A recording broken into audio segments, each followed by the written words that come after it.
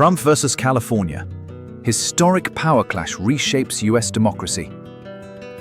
What began as a muscular response to a wave of migrant protests in Los Angeles has gradually turned into a structural conflict between the presidency and a major federal state.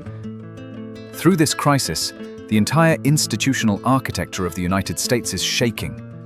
The federal pact forged over 2 centuries finds itself challenged by a radically centralizing vision of power. The confrontation between Donald Trump and California is not simply an ideological or partisan opposition. It crystallizes fundamental societal choices.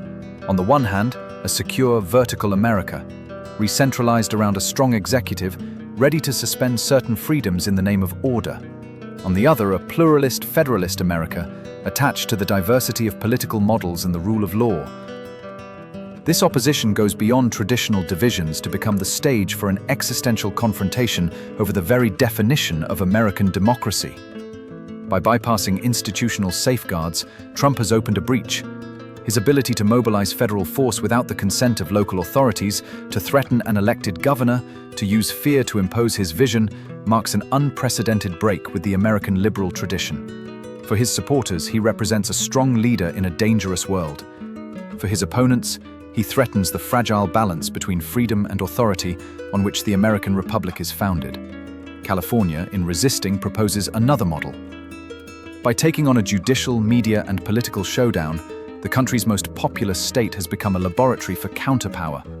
Its action could inspire other states resistant to authoritarian centralization, such as Illinois, Washington, and New Jersey, sketching out a variable geometry federation in which confrontation with the federal government becomes an accepted strategy. But this resistance is not without cost. The social climate has hardened, racial divides have widened, and confidence in institutions has eroded.